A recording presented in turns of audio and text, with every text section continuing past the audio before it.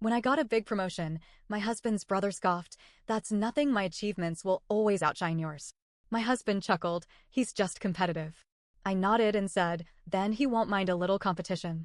His smug smile faded as I exposed the one secret he never wanted revealed. So, this happened a few years ago, but it's still one of my favorite moments of pure, calculated revenge. I, 34 female, worked my ass off to get where I am. Late nights, early mornings, extra projects, whatever it took, I did it. And it paid off. I landed a big promotion, one that came with a fat paycheck, better benefits, and, honestly, the kind of job security that makes people breathe a little easier. My husband, Mark 36 male, was over the moon for me. He's always been my biggest supporter. But his older brother, Scott 38 male, not so much. Scott is one of those people. You know the type, the guy who has to be the most successful, the smartest, the best at everything. If you got a raise, he got a bigger one. If you went on a nice vacation, he went on one that was so much better. And the worst part? Most of it was bullshit. After I got my promotion, Mark and I hosted a family dinner at our house. Just a casual get-together, home-cooked food, drinks, lots of laughter.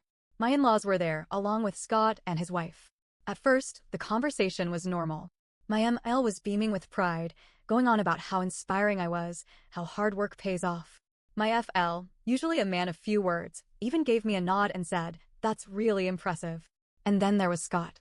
He leaned back in his chair, took a long sip of his drink, and gave me this smug, condescending smirk. "That's nothing," he said, loud enough for the whole table to hear. "My achievements will always outshine yours." Dead.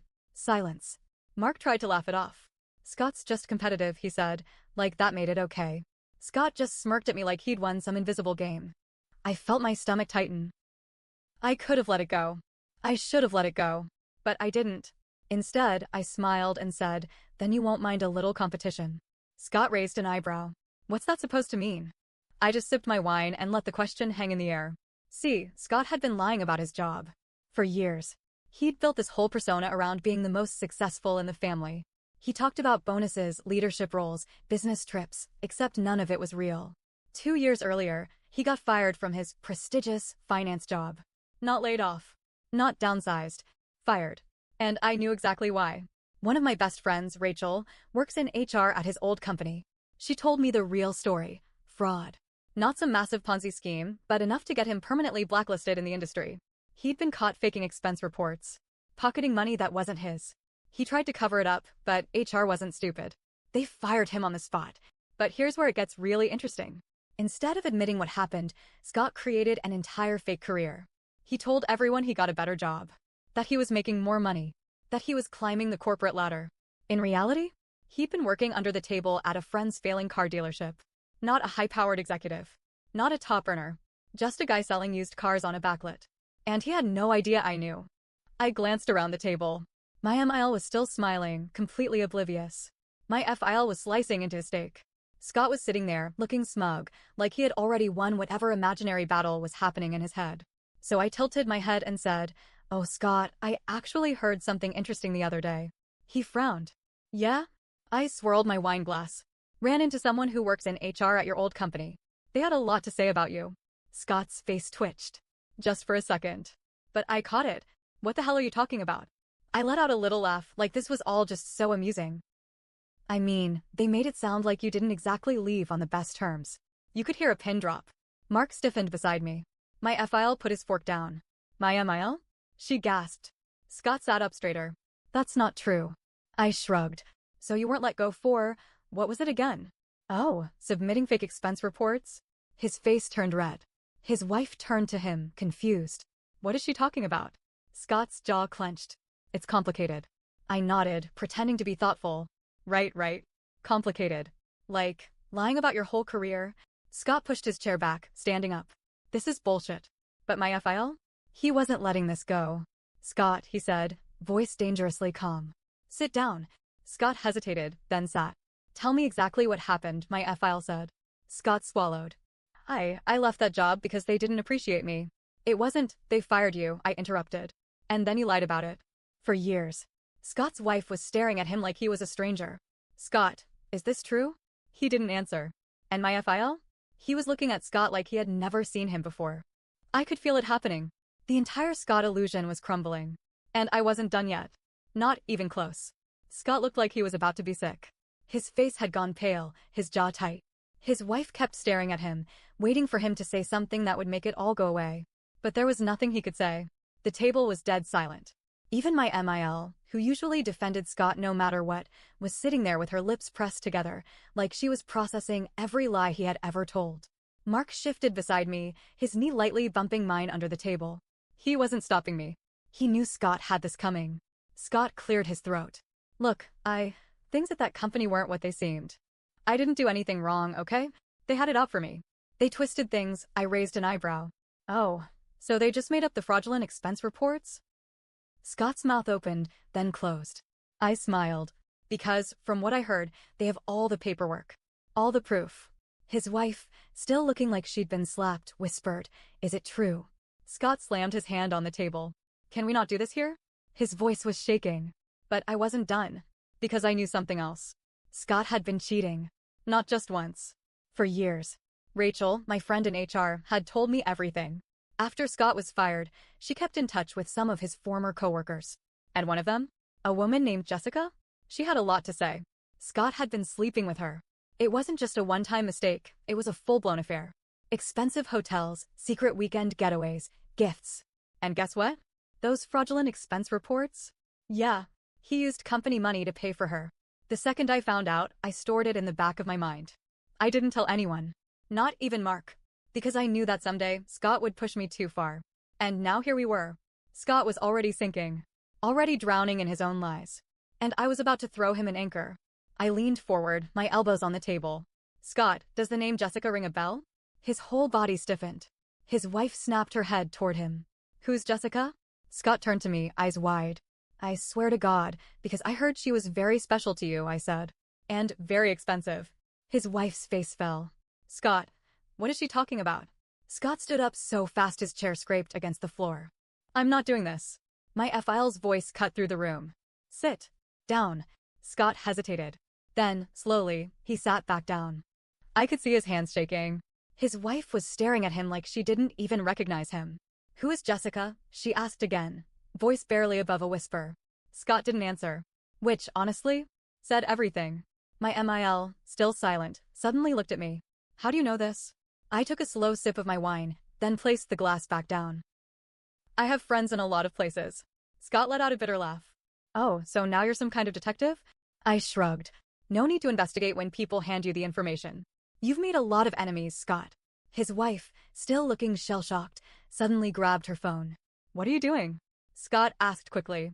"I'm looking up your bank statements." Scott's face drained of color. I nearly laughed. His wife scrolled for a few seconds before her whole body went rigid. Then she slowly lifted her head, eyes shining with unshed tears. "Hotel charges. Jewelry stores. Plane tickets." Her voice cracked. "Scott, what the hell is this?" Scott clenched his fists. "I can explain." I tilted my head. "You can?" "Because this seems pretty self-explanatory." His wife shot out of her seat. "We're leaving." Scott jumped up too. Wait, just let me talk to you alone." "No." Her voice was sharp, final. "I don't want to hear anything you have to say." She turned and stormed out of the house. Scott hesitated, looking around like he was searching for someone to save him. But no one was. My FIL just stared at him, jaw tight. "My MIL?" She had her hands pressed to her mouth, eyes wet. Mark leaned back in his chair, watching it all unfold like it was a movie. And me? I just smiled. Because Scott was finally, getting what he deserved. But this wasn't over yet. Because Scott still had one more secret. And I was about to rip it wide open. Scott looked like a man trapped in a collapsing building. His wife had stormed out. My FIL was staring at him like he was something stuck to the bottom of his shoe. My MIL was still in shock, whispering, "Oh my God," under her breath. And me? I was just getting started. Because Scott had one more secret. And this one? This was the one that would destroy him. Scott had always bragged about his investments. He claimed he was some financial genius, always making the right moves. He even had my in-laws convinced that he was sitting on a huge stock portfolio. But the truth? Scott was broke. Completely. Not just broke, but drowning in debt. And worst of all, he'd been borrowing money from my FL for years, pretending it was for business opportunities. It wasn't. It was going straight into covering his gambling addiction. Yeah, that's right. Gambling. I had proof. Because, once again, my friend Rachel had come through. Turns out, Scott wasn't just bad with money, he was reckless. After getting fired, he had started frequenting high-stakes poker rooms, betting on sports, even dipping into shady online gambling sites. And the best part? Some of those losses? He had borrowed from loan sharks. Not just the high-interest payday loan kind of guys. I'm talking about real loan sharks. The kind that break kneecaps. And he was in deep. I had found all this out 2 months ago, but I had kept my mouth shut. Until now. Scott had been sitting at the table, head in his hands, looking absolutely wrecked. I sighed dramatically. Scott, I just don't get it. He slowly lifted his head. What now? You keep saying you're successful. That you're the smartest guy in the room. That your achievements outshine mine. I leaned forward, resting my chin on my hand. So, why are you in debt up to your eyeballs? His whole body stiffened. Mayaphile's head snapped toward me. Mark, who had been watching silently this whole time, suddenly straightened in his chair. Maya? She actually gasped. Scott tried to play it off. I don't know what the hell you're talking about. I smiled. Oh, you don't. I pulled my phone out, tapped the screen a few times, and then slid it across the table. Because according to this, you owe $175,000 to some very, very angry people. Scott's eyes bulged. My FL grabbed the phone and squinted at the screen. What the hell is this? I sat back and crossed my arms. Bank statements. Loan records. Debt collection notices. All tied to Scott. Scott lunged for the phone, but my FL yanked it away. His face was turning red. You borrowed money from me, my FL growled. Thousands. You told me it was for investments. Scott's face twitched. My FL slammed the phone onto the table. You lied to me. My ML, voice shaking, whispered, Scott, tell me it's not true. Scott said nothing, which was answer enough. Then, it got worse. Because at that exact moment, Scott's phone started ringing. Loud, sharp, and on the screen, a contact name popped up. Unknown caller. Scott grabbed the phone and immediately silenced it. Too late. Mark saw it. I saw it. My FIL? He saw it too. You gonna answer that? I asked, tilting my head. Scott shot me a death glare. Shut up. But Mark suddenly grinned. Oh! Let me guess. Is that your new best friend? The one you owe all that money to? Scott's hands curled into fists. And then? The phone rang again. Unknown caller. My FIL's eyes flicked to Scott. Who is that? Scott's face was completely blank. He just sat there, frozen. Then, after a long pause, he let out a slow breath. There, business associates, he muttered. I laughed. Oh yeah, business associates. The kind that send threats and wait outside your house. My FIL's face darkened. Mark leaned in. Scott, are you telling me that these people are? Scott stood up so fast his chair tipped over. I said shut up. And that was it. That was the breaking point.